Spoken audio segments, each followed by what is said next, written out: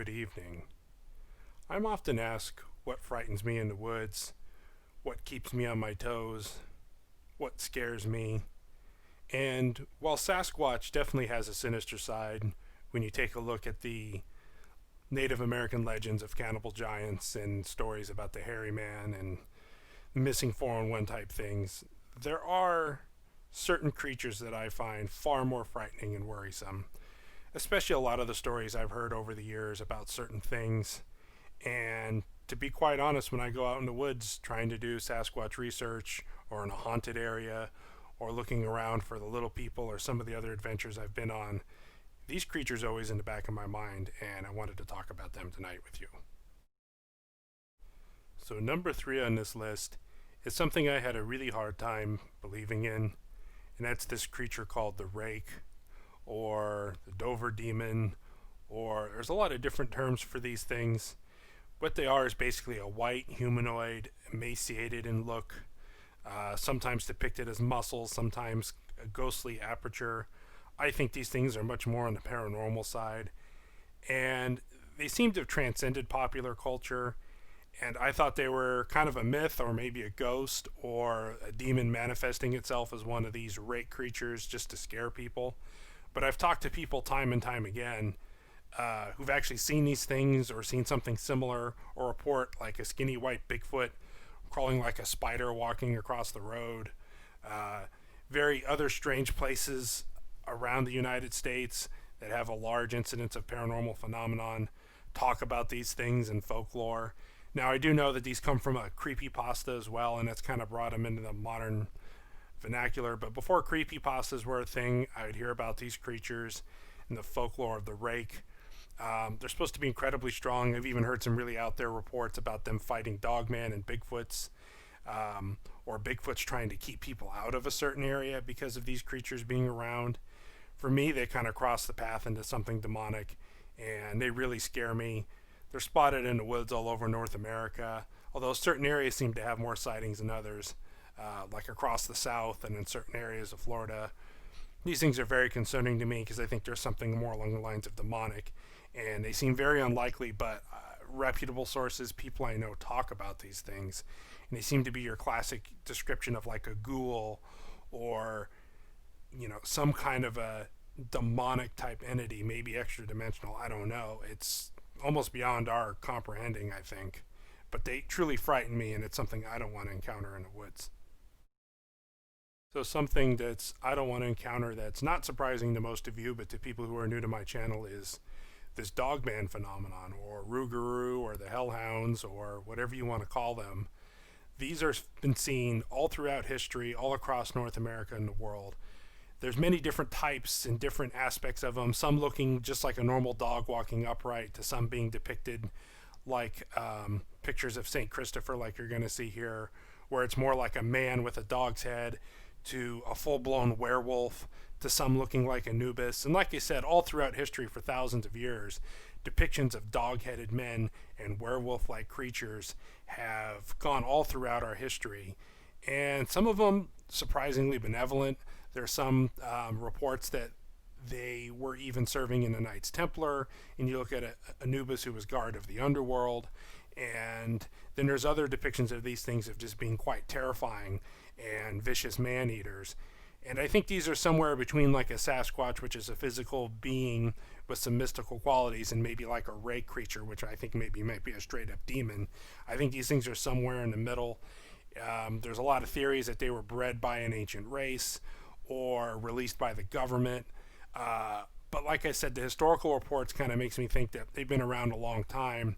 And it's almost like when you look at the exaggerated features, big shoulders, big teeth, very ugly, that it almost like they're meant to produce fear than they are to actually attack things.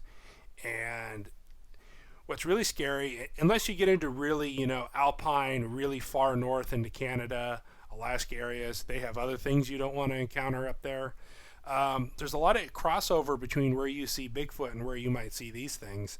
So especially in the desert areas and maybe even coastal areas and scrub, it kind of seems like you probably might more encounter a Dogman than you would a Bigfoot. But a lot of the areas I've been in, especially in Southern California and all through the desert, the Mojave Desert and the Sonoran Desert, where you hear reports of Bigfoot like creatures out in the middle of nowhere, in the middle of the desert, these things are also reported as well.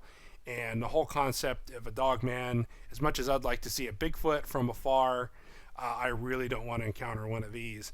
And people ask me, why do you go armed in the woods and protect yourself and carry flashlights and are on your toes? Well, to me, this is one of the epitome of creatures you don't want to meet when looking for a Bigfoot. So the number one creature that I really don't want to meet out in the woods is what some report as a type 3 Bigfoot, or known as a Googly. This is a very much a part of the Bigfoot family or family tree, that they are big, humanoid, 7, 8, 9, 10 foot tall, hugely broad shouldered, intelligent like we would associate a Sasquatch, but particularly violent. And what separates these guys is that they have a snout. And there is some confusion between a Googly and a Dogman. I've done other videos in the past separating these things. Think of it as divergent evolution or congruent evolution. Think of it as these have more of a snout like a baboon or like a bear, as opposed to like a dog. And these have very much human-like legs, not a dog-like leg. And fortunately for me, primarily doing my research on the West Coast in the Sierras and in the deserts and stuff, these are seen along the Missouri River Basin, between the Missouri and Mississippi River Basin, going on up into Canada. Although I have had reports, like I said, all the way down from Arkansas and Alabama, I've talked about a while back in my channel. These things are lone hunters, known to kill bears, known to kill humans. They're incredibly rare, which is good, but I think one of the reasons why they're incredibly rare is people who see them don't necessarily live. And I think missing people, this is one of the reasons why there are missing people in the United States, is I think these things will not hesitate to kill and eat people.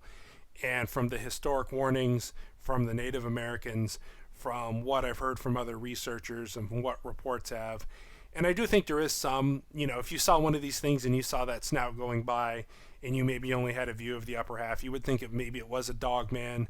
I don't know if they have any kind of relationship. I would assume regular Sasquatch, Dogman, and this Googly creature probably all keep their distance from each other, just like mountain lions, black bears, and wolves do out in the wild.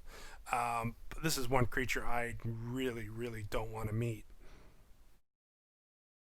So there's one other creature in North America that deserves an honorable mention.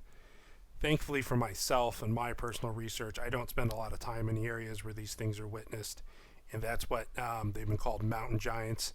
Now, these are like biblical giants, 6 fingers, 6 toes, red hair, fang teeth, and they live in the super, super remote areas of Alaska, Montana, all up into Canada. And they live in very remote areas. I don't think they have a lot of numbers, or what numbers they have probably live deep underground. But where it is, a lot of the Native Americans, take a look at some of my work at the Lovelock Caves and some of the other folklore. I've talked about them a lot on this channel. It's quite fascinating, and I think there's something else here that goes much deeper than just an unexplained ape in the woods like you would with Bigfoot.